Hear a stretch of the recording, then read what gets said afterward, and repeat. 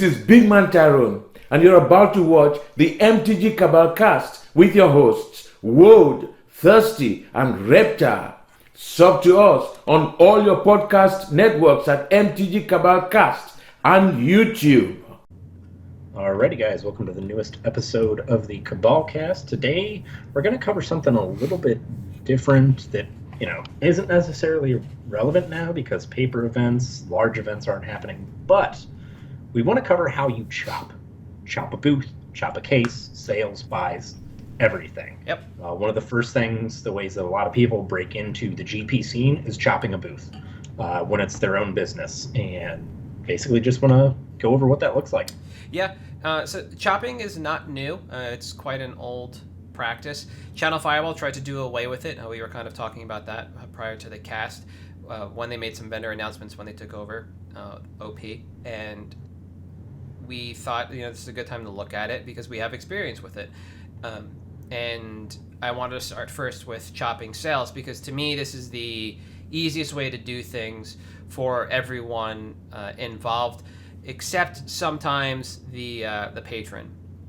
So basically, my experience with this has been when you set up your booth, your cases are set up by the individual representing. So, if it's a two-person shop, then each person gets a number of cases, and generally speaking, they're kept separate. And what you bring to the event can be decided upon ahead of time, or you could just YOLO it and bring whatever. This way, maybe you don't step on each other's toes, maybe you do, but at the end of the day, it doesn't really matter. And all that needs to be done is marking the cards that are being sold so that you can essentially keep an internal receipt behind the scenes of what sales were made and what the split was from each of those sales. And it's a twofold purpose because most vendors now track all sales at the booth level anyway, so you're doing that. Now you just need to do a little bit of math on the fly as the sales representative and put the split down. Where it gets a little interesting for the patron is if there are cards that are duplicated on both sides.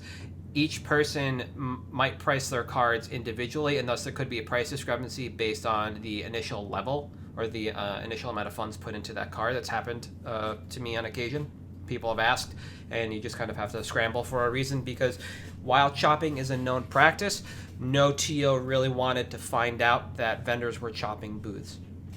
They knew it was happening, but they didn't want to know it was happening. Exactly. If that makes sense. Yep. Don't care what you do as long as I don't have to hear about it type of deal. Exactly. And there are a few individuals within the vendor world that, you could see at events from like 2014 up to like 2018, 2019 that, I'm going to put known chopper in quotes here, and that's not meant to be a derogatory term or look down upon, No. but when that person was at a booth working, they were chopping either the buys or the sales at that booth. Yeah. And it's interesting too because when you mention like the pricing for sales and having to scramble for a reason, it's pretty common. And the interesting thing was when you see multiple chopped booths, you run into the problem of, all right, well, this booth is going to price to the lowest one. This one is just going to tell me tough.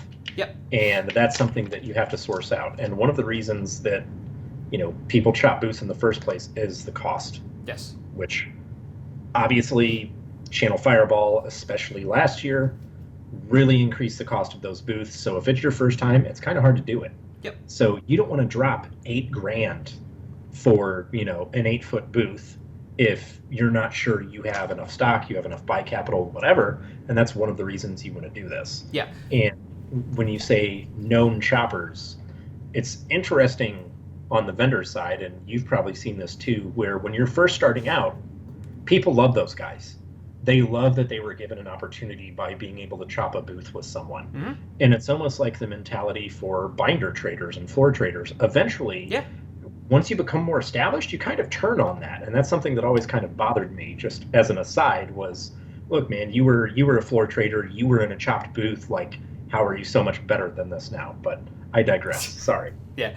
And chopping sales, like I said, all in all, has been a pretty easy affair for me when I've worked at booths like that. It's never been difficult, and sometimes actually provides more benefit for the patrons than some might think. You know, I mentioned the difficulty in regards to having cards duplicated across cases, but I also mentioned working ahead of time to create your sales strategy, whereby one vendor might need to chop a booth because this is, a modern event or a legacy event, and they got in on a contract that says, hey, we got 3 events, 4 events, whatever, at a rate that we like, but we can't really field the cards necessary for this one event. So let's look for somebody that we know, that we trust, to kind of chop inventory with, and that person might provide your modern staples or your legacy staples, and that allows you to have still a very good presence at your booth.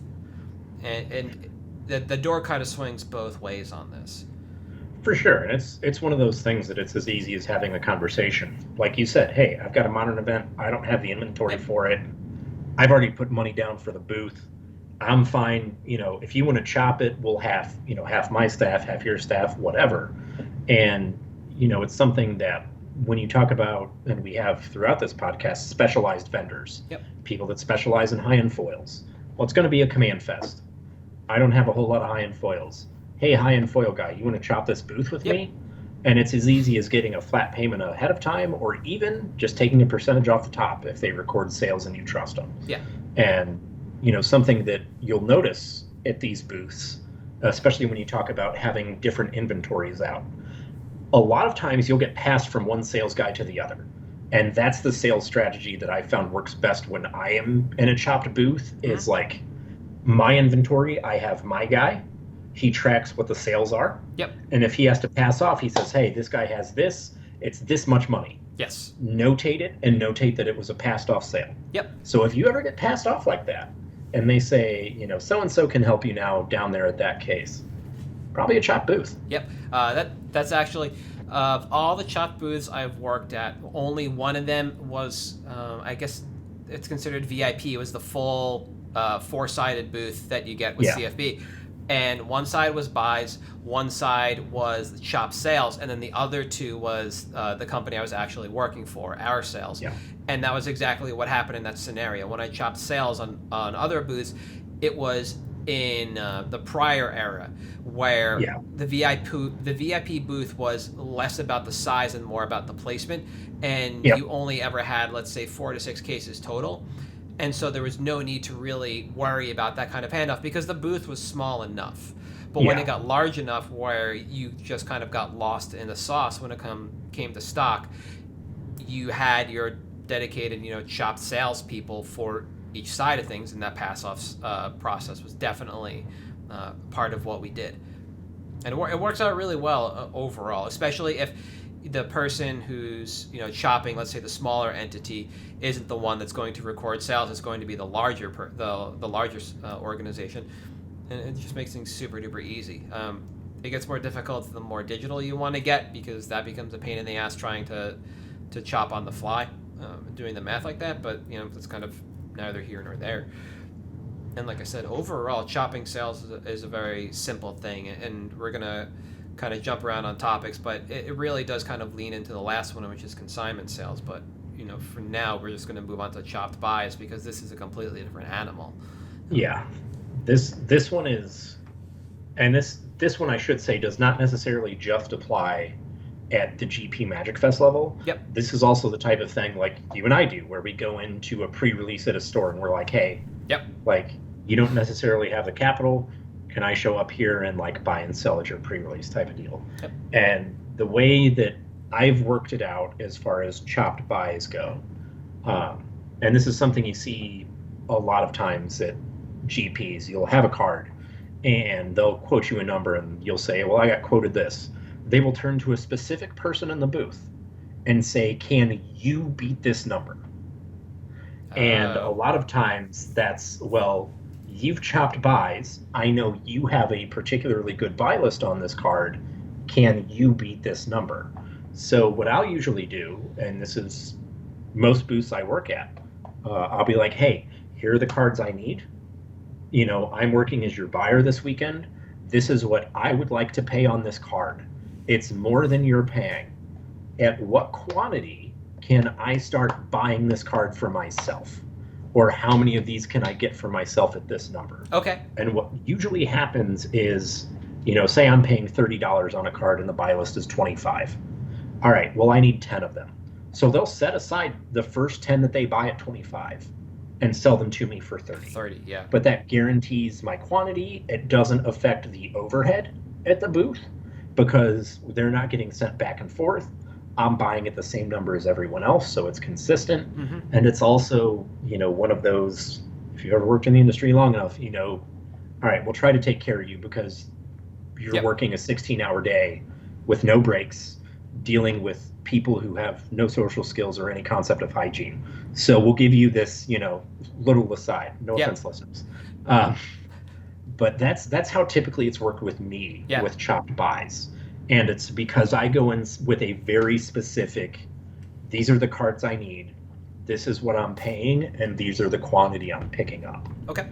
And, sometimes it may be as simple as, like, I don't know, I'm going to pay a quarter on Mountain Goat at every booth I'm at. You're not buying Mountain Goats. I'll pay a quarter on everyone that comes to the booth. Fine. Yeah. And sometimes it's actually a desired card. So it just kind of depends on that. Yep, I've definitely done something like that similarly when I work at booths. Never with a large buy list, but generally some stuff personally. That's like how I got my LEDs back in like 2012 or 2013 was working at a booth for the Modern GP in Detroit before Death Red Shaman was banned. I went into that weekend and I was like, yo, I just played Dredge at Indy without LEDs because the tech was kind of coming up. And the deck was still grand, but it was not nearly as good as it should have been. And I was like, yo, I need 4 LEDs. And we picked up all 4 on the weekend, and the guys at the booth just looked out for them for me. But actually, that booth in particular was the first time I worked a booth with chopped buys. And the style I'm about to describe, I don't know if it's attributed to like a region, but it's definitely how I've heard it done a number of times. And it is a long, arduous process afterwards, and the reason why a lot of guys don't like chopping a booth multiple ways for buys because they do it this way. And what you essentially do is you pool your money, right? You bring however much you're going to bring. That's what your buy amount is. You start the weekend at, and you note how much you're putting in throughout time if you need to re-up your buy stack. And then everything you buy throughout the weekend is price sorted and kept price sorted all weekend long. And at the end of the event, you essentially buy from the buys what you put in or what you spent, and it's banded by price. And you do have upper bounds on things, like you mentioned, like, hey, if you and I are chopping a booth, and let's say that back then, because it's a great example, Cavern of Souls, like we needed Cavern of Souls for everything. So it's like, okay, I need X number, you need Y number. We'll note that, and then once that happens, well, not even that, like we'll hit our quantity, and then we'll drop our buy number on them because we've both hit that, and then to serve our clients, and then after that, we'll drop our buy price on them because that was the hot card we needed, right? And there's a lot of jockeying like that. And where it gets really difficult is at the end when you have to go through everything that was bought and you have to maintain that list of, okay, this is what I have, this is what we have, this is what I need, and you basically just resort everything out. And some people kind of think of it as like the game within the game, where you're like dueling your other booth mates to rebuy from the buys to walk away with stuff. And there's the chance that you pooled money and you might actually walk away with some cash instead of all cards, and that's perfectly fine. That's just what's going to happen at the end of a weekend. But it does take a very long time to sit down and go through everything that was already purchased and processed, because generally speaking, somebody's got to be doing that either at the end of each night or on the floor live, because you just don't want, I mentioned Cavern of Souls, right? If you need to buy 20 or 30 of them at a certain price point, and that's a large price banding at the time, let's say it was $15 for Modern, there's a lot of stuff that falls into that category, and somebody needs to sort it and put them all together so that when you're going through the buys at the end, you can say, all right, here's all the Cavern of Souls we bought, every single one of them. How many does everybody need? We bought them at this price point, right? So minus your lists. every time I've watched it happen, it almost kind of feels like you're fantasy drafting. Yeah, pretty much. And it's interesting because it is, like you said, you almost have to have on-site processing at that point, because a lot of times what you'll see with, you know, chop chop buys are interesting because they're not something that happen at just a lower level. They happen at like the highest level as well. There's plenty of times where there's like, you know, AAA island boots that are all branded the same, but they have someone that basically said, you know, hey, here's a $250,000 for the weekend. Yep. I need these cards in this amount. Great. They're going to process that on site until they hit that $250,000. And then, great, you're out. Yep. And if they don't, then the person comes in and says, all right, well, here's, you know, what I want instead. Yeah. But that's, you know, that is interesting because as opposed to cases where it's rare that you see it at the higher levels, chop buys are almost more common at the higher levels because of the quantity you can deal with at that point. And it's also more common because sales are just kind of whatever. Everybody should have sale stock, unless, like I mentioned before, you know, modern, legacy, those niche formats where you might not have that stock. But you know, you get into the room, you want to be able to buy cards. That's why you're there. Your goal is to leave with cards, not cash. Yep. And you want to buy as much as possible. So oftentimes it behooves you to try and partner up and chop buys, because that means you have more money overall. And if your prices are decent, you're going to acquire more cards because more people come to you. Like, it just better serves you as a vendor to really think about chopping buys at any point in time, especially when you're entering large events. You know, when they go to like New Jersey or SeaTac, down in Texas, Cali, Florida, like Indiana. Yeah, any of those big events. And the thing is too, you know, think about it like this. Chopping buys isn't bad. You know, because a lot of times what you'll do when you chop buys is they don't even put staff there except for one guy whose job it is to make sure they get their money's worth. Mm-hmm. So what they'll do is, you know, say here's, you know, $250,000. That's what I want. I want a $250,000 in stock. I'll give you 10% for doing it. Great. That's a free $25,000 to do what you were already doing. Not to mention having that much extra money, whatever the amount may be, gets more people at your tables. So it's one of those cases where it is extremely mutually beneficial for you to do that, because it does. It gets you more asses in seats, more binders open, and everything else. And it's not necessarily, you know, it's weird because on the vendor side, I feel like chopping sales and stock is a little bit more frowned upon. But chopping buys is literally just seen as an investment. Yes. And it's weird to think about where it's like the onus of chopping a buy lies entirely on the vendor, and I think that's kind of, and it offers almost no downside to the patron, which is why I think it's, you know, kind of a more acceptable quote unquote practice, because everything happens behind the scenes and everything is meant to benefit the patron. I don't quite understand why CFB frowned upon chopping, especially when they're raising the price of the booth. But at the same time, if their logic was, well, we're going to raise the price of booths overall, yet make space for smaller vendors, it seems like that was kind of what they were attempting to do, because those smaller vendors previously would chop. Yeah. You know, and you might not have 3 small vendors each with a booth at these events like Channel Fireball was carving out room for when they were TOing. You might have one booth with all 3 small vendors, and now it's kind of cloudy in regards to who are you working with and who is going to get the business coming out of it, because optics are everything, and you know, you're branded one way or the other in the case of the 3 vendor situation. So I don't quite understand it. And the other thing that's kind of lost on me is I don't think Channel Fireball did the UK events. They don't handle APAC region, and not shopping the European region doesn't make sense to me either, because while there are vendors in Europe, there aren't many that are as large as the ones inside the US. And for a vendor to fly to the European region, that's a lot of overhead in regards to employees and stock movement. I've been stopped at customs and just into Canada and TSA internally within the US for just moving 1 rows around before. And it's a hassle every time. Yep. So it's going to be a huge pain in the ass for these vendors. But if they can have a presence overseas where they send one person with a carry-on and a one row or two in that carry-on, and they meet a vendor there, and they're branded one way or the other, and they're chopping that booth, again, that seems extremely beneficial, because now that local vendor, that smaller vendor, might be able to get a larger booth because they're chopping with a larger vendor from another region. Yep. And it just seems to better serve the people at these events. Like I said, I can't speak to APAC. For the most part, whenever I hear vendors are going to APAC, unless they're like literally 95, they're chopping with somebody. Either that's already there, or somebody that has a presence and is a known quantity in the APAC region. And they do that because people are very picky especially the Asian part of the APAC region, about who they vend with. Yeah. So having that presence ahead of time is extremely beneficial. Crucial. So the other thing that is generally accepted in terms of chops, I think, is, it's your LGS, your consignment case. Consignment case is.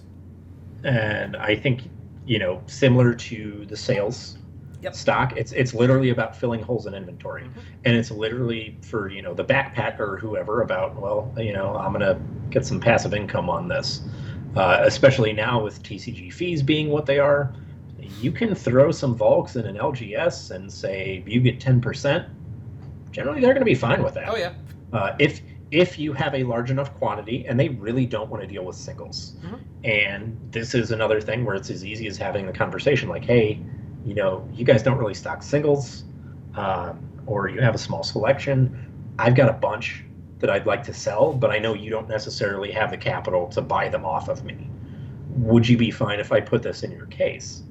And it's typically, you've got to set up something in the POS to track sales numbers. But it makes it really easy to just be like, hey, you know what? I've got this stuff, especially now when events aren't happening. Yep. This is something I've noticed a lot of my backpacker buddies are doing, is they're like, I've got a couple stores here that, I may not necessarily want to deal with TCG. I get more money out of this, and I don't have to do any work. I don't have to pack it. I don't have to respond to stupid messages when I don't get them tracking in 6 hours. Like, it's just something that is beneficial for you because you don't really have to put a whole lot of effort into it. And it's very beneficial to the LGS because it gives them an avenue for a product that they may not necessarily have access to under normal circumstances. LGSs are hurting, no secret. WotC's doing FBA, whatever. So they may not necessarily have the money to buy a full 40 duels. But if you're going to give them 10% of a full 40, yeah, they'll do that. They'll just sit it there, yeah. Yeah. You're just taking up case space, and if they have it to give to you, yeah, absolutely. My consignment sales and buys are done, generally speaking, at the pre-release times. Yeah. Where I'm able to set up cases, and then I consignment sell from there as necessary. My LGS, the owner was very specific about the way things needed to be done, and thus they were fairly inflexible, and eventually people started to move out and branch out on their own and find places they either could consign or started vending locally themselves. And exactly like you said, it's just either a matter of something in the POS system or hand noting it, or for me at the pre-release, it's just as I'm buying and selling, because it's a pre-release and not everybody is there to do business. I have time in between most of my interactions that I can just sit down with a spreadsheet and enter my numbers as necessary, and it's a very quick kind of thing. And the process I use is basically the process I used when I was out at Magic Fest and learned how to chop sales and buys. And it's it's very simple and straightforward. Not everybody is lucky enough to have an LGS that'll allow them to do consignment, so it's one that's a can be a bummer, because then you have to go through Facebook, etc. And I was doing consignment sales for people to TCG Player, eBay, and Facebook, and that was no picnic, because I had to sit down and basically not buy the cards from somebody, but before they would give them to me and I take them on, I had to condition check them and set up expectations for numbers ahead of time, and that was a huge pain in the ass.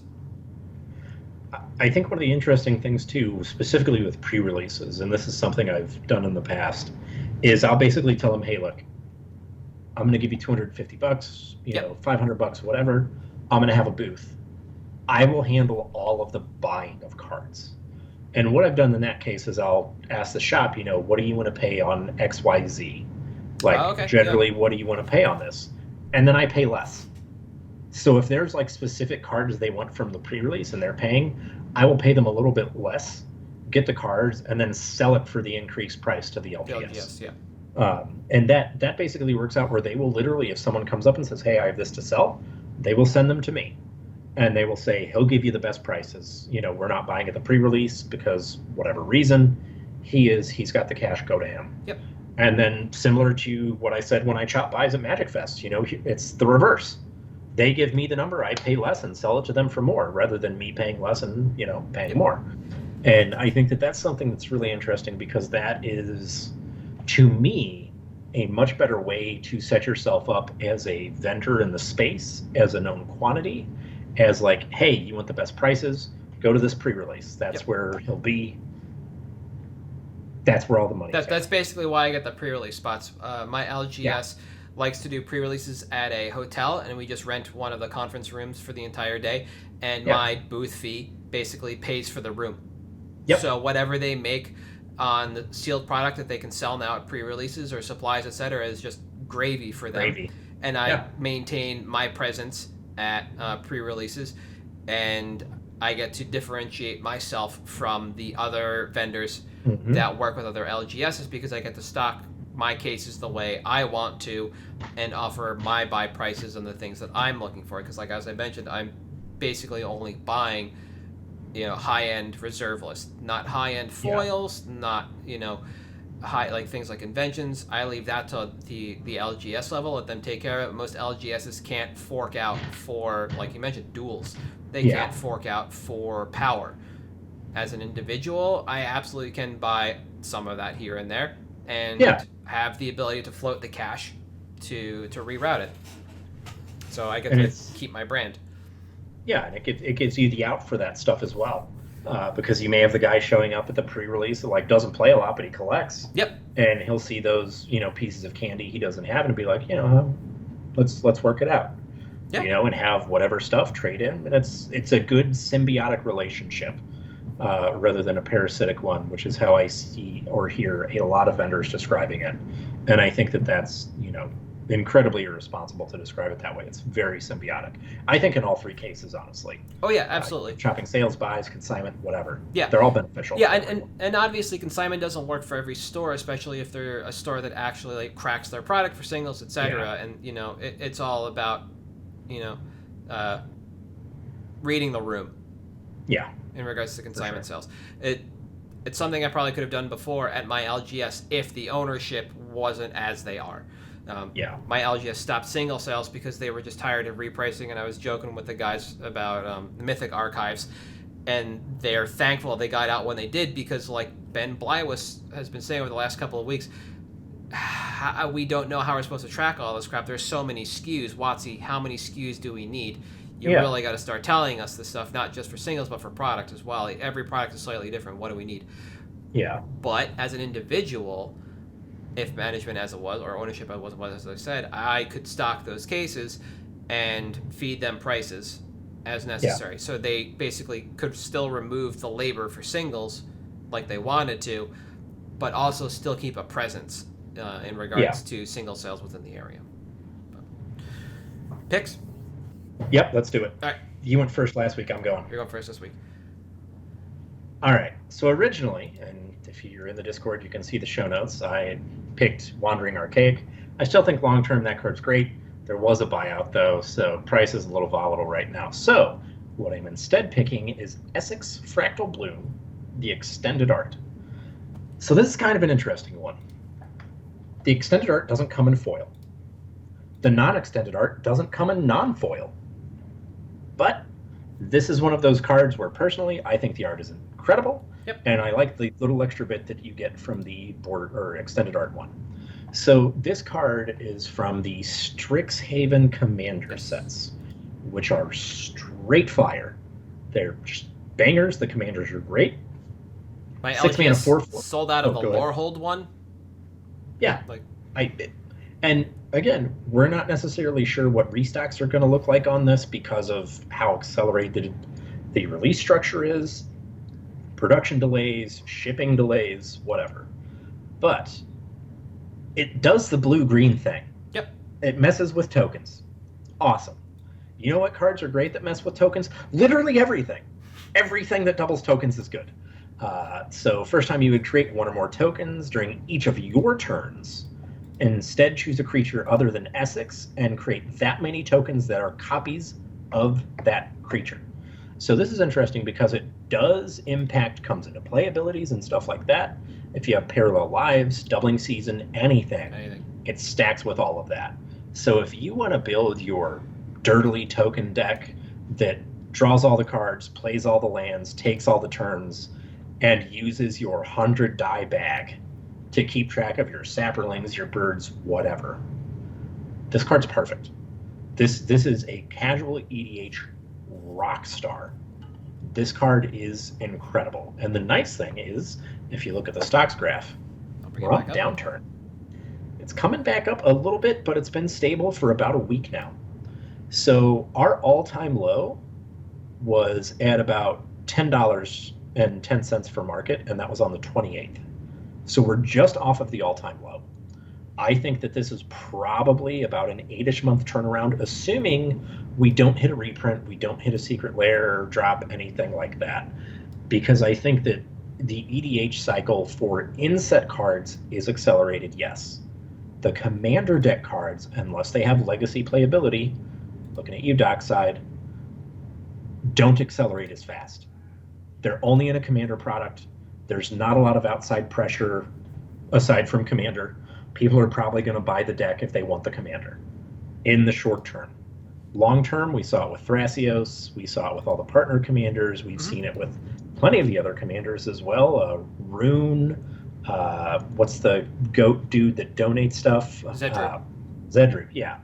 We've seen it with those guys before. So I think 8 to 10 months, getting in now at about $8 to $9, great. Yep. At that time, I would feasibly say you'll be able to make a 50% profit on buy list just based on natural demand for cards like this. The other interesting thing is that if you take a look, and this is a tool that I don't use nearly often enough, if you look at the weekly interests on MTG stocks, this is a top loser for the week. So in the last week, this has seen a very stark drop. I think it's like 15% in price. That's great. I think that means it's an excellent time to buy. So yeah, 14.9% drop from 1260 to 10. I think that's great. I want to get in on the dip. I want to sell on the rise. And I just think that this effect, this impact, especially being a legendary creature, which means in EDH, you always have access to your token manipulator. Great. Think it's a rock star. Yeah, I like it because it's interesting, and like you mentioned, like all the decks are gas, and this is the one that I think offered the most. I was talking, was it either Caffrey or Chicago Style Gaming, Chi-Town Gaming, about the Simic deck in particular, and what that deck offered compared to the others in regards to just highly playable cards. Like, yeah, it seemed like this had of all the new cards in all the decks, this one seemed to have the most bangers of the bunch. And what this deck can do, stock, and what it offers to EDH as a whole is incredible. Because you don't have to just play Simic. You can branch out into other color pairings. And you look at something like Dovescape. And if you already have a giant creature on the board with Dovescape out, and then you let Dovescape counter your spell for a spell each turn, you know, you're going to make copies of whatever is Woodfall Primus. 12 Craterhoof Behemoths. Yeah. Woodfall Primus. Woodfall Primus. You know, things like that from other big, dumb creatures. It starts to create this, like, interesting, like, sub-game within the format of, like, this is our foundation, where do we go from here? And, like, that's actually a lot of what I talk about for my pick this week. Is just, like, we talk about this when we talk about, like, old school hip hop and rap. Card, like, beats and riffs and ciphers are foundation to the genre, and you'll hear people like harken back to them all the time because we wouldn't be where we are now without them. And I think this is one of those cards, like Doubling Season, like Parallel Lives before it, the other one from like C14 or whatever. that also does things with tokens. You're just going to find that there are these cards that just kind of like reset the genre, so to speak, and then just reform it around it. And this is that. You know, we're not just playing like green white or black green elves and making a bunch of tokens here. It's like, no, we're looking to do a very specific thing now. We have our game plan set, and this is foundational. So and it's not just Dice Factory now. You're seeing stuff like this, like Reflections of Lityara. Yep. Where it's like, all right, it's not just big dumb tokens. We have a strategy now, and that evolution gives it more playability as well, because now you have the chance of going into like interesting deck construction, interactions, the really Timmy side of it. It's like into the weeds. This kind of turns every token generating card you have into Rite of Replication. There's another way to look at it, you know. Yeah. And I like that. I like this card a lot, and I like looking at foundational elements for the format. Harkens back to last week when we were talking about staples. Granted, we were looking at reserve lists and old school, but like cards like this are always a very good look, because you can tell like this is going to be, you know, paramount to these strategies. So like I said, my pick as well, foundational. It's Karn's Bastion. You know, this is a land with the keyword proliferate. It really doesn't matter what else this card does. It says 4 mana, tap it, proliferate. And the stocks graph since prior to Kaldheim has been nothing but up. So I've been watching this since about January, you know, a little bit before the initial uptick started to happen. Card Kingdom was buying 59 at $1.80. There were 212 LP or better on TCG Player at $2.68 as of Friday.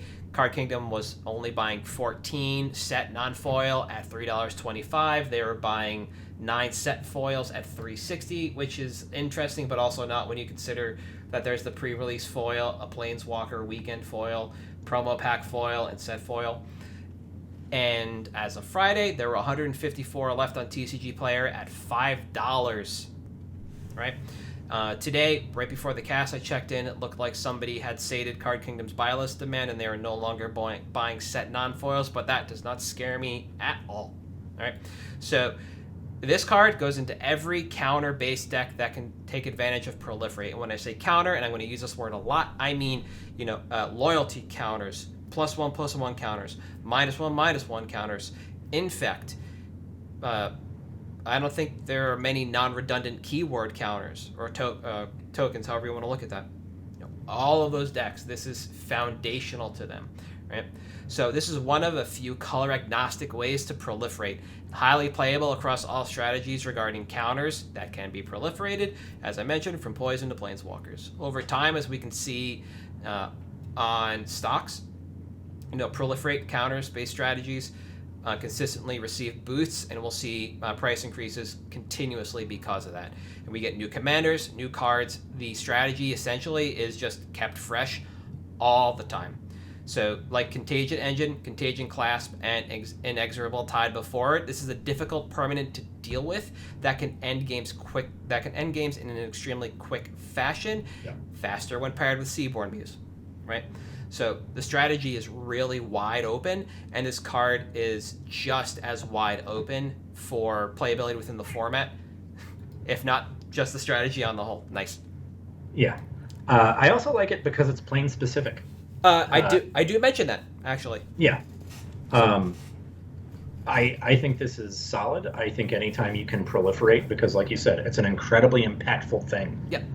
Anytime. And the fact that it is, you know, one of the few color agnostic ways, you basically have on-demand proliferation from this and Contagion Engine. I believe just Contagion Engine. I always forget what Contagion Clasp does, though. I know it has the keyword proliferate on it. I think it's only when it comes into play, proliferate.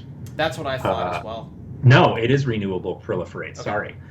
So you have those 3 ways to do it. Yep. 2 of those are artifacts, which are fairly easy for every color to interact with. Yep. One of those is a land, which is a lot more difficult to get rid of unless you're in red or running. You hit your one of Wasteland or Strip Mine. Yep. I think this is incredibly good. I thought that when it first released and we had 1 million promos of this card drop, there was no way this card would ever hit $5. Full disclosure, I thought it was garbage. I was wrong. Yep. I've played it a bunch in Sultai Proliferate, which is a deck we keep around here that can win with Infect, and I'll tell you, we run everything in that deck except Contagion class, but that allows us to do reliably proliferate. And Contagion Engine, not nearly as good as this. The only card that is better is Inexorable Tide, or sometimes if you can land the green creature with Landfall Proliferate, Evolution Sage. Yeah. Like, Evolution Sage is really the only other card that can reliably keep up with this, but Evolution Sage is color specific. Like, I don't care that it's not a rare. I would pick Evolution Sage as a spec on this cast if it was as wide open as something like Karn's Bastion. So, part of my timeline conversation will be actually talking about how this is plane specific and why I like that. But buying in quantity now on TCG Player will allow us to basically look at a profit to buy list in the next 6 months or so if the current price trend holds. So what we saw with Caltime and the increase, kind of rapid increase that we saw, and I'll tighten in a little bit, is really due to Vorinclex Monstrous Raider and Finn the Fangbearer, because they were introduced to the Commander format. Yeah. And basically pushed at that point the retail price and almost doubled the buy list price in about 3 months. And I'll bring both these cards up real quick on rec in case you don't know what they do as I continue to talk. So Strixhaven gives us Chalet, Den of Radiance, which is a black-white card.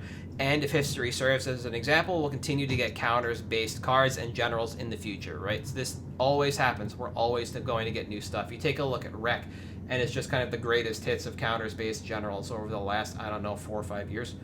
The list goes on and on and on. So, I would expect an immediate out to buy list for profit within 6 months, but the longer you wait, the better this gets, and this can easily become a long-term hold. So, being plane specific, mentioning the long-term hold, right?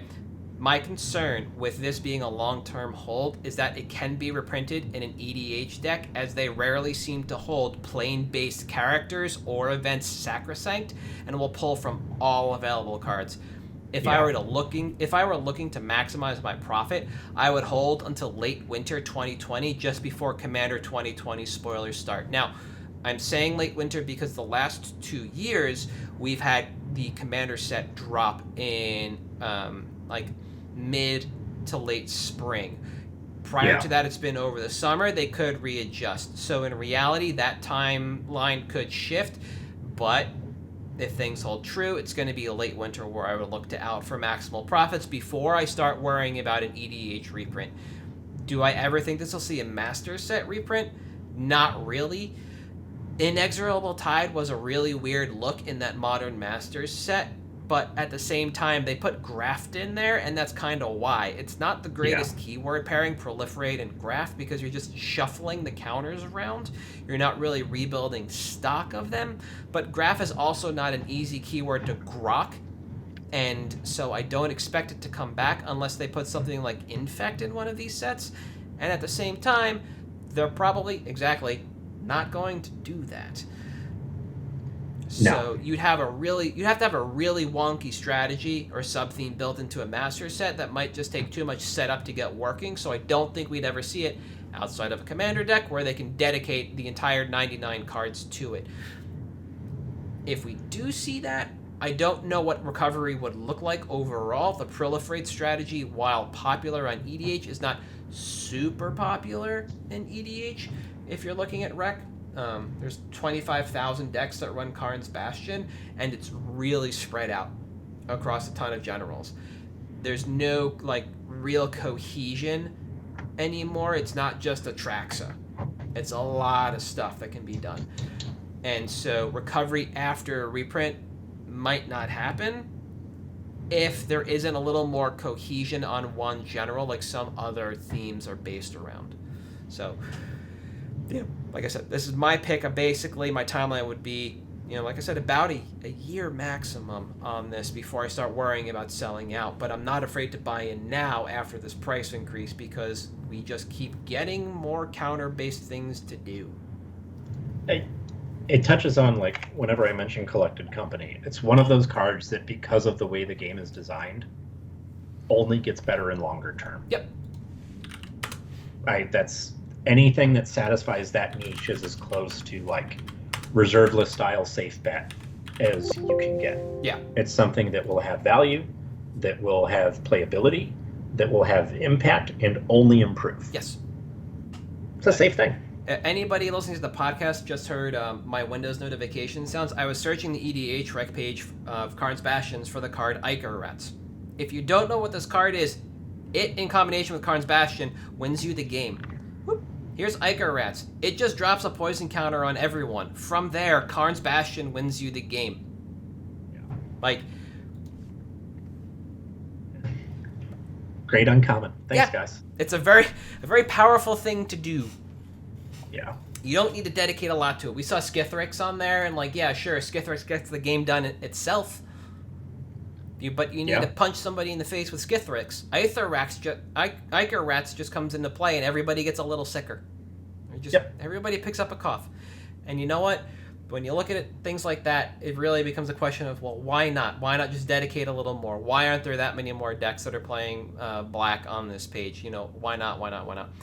And again, more looks over time, more content creators move in, as we've been talking about. This is a card that definitely can pick up. It's not something as weird as Swarmyard, which just dealt with weird creature types that nobody gave a shit about. Like, I don't know why that card, held money. Like, who's regenerating spiders? Like, who cares? It's Elephant Graveyard for other stuff. Yeah. No, it's bad. It's bad. Yeah. Stop it. Cards Bastion, not bad. Great look. Good hold. I like I said, I expect this to just keep going for the next year. So. Say bye, Penelope. So, I think that's going to do it for us. Oh, there she is. For the two of us and the cat this week. Yes. But we are at MtG Cabalcast on Twitter, Patreon, Facebook. You can find the podcast on Spotify and Stitcher, Audible, Apple Podcasts, and the Google Podcast Network, or whatever the heck they're called. But I am at Halt I Am Reptar. You are at Thirsty Sizzler. And the cat is Penelope. We'll see you next week. See you guys.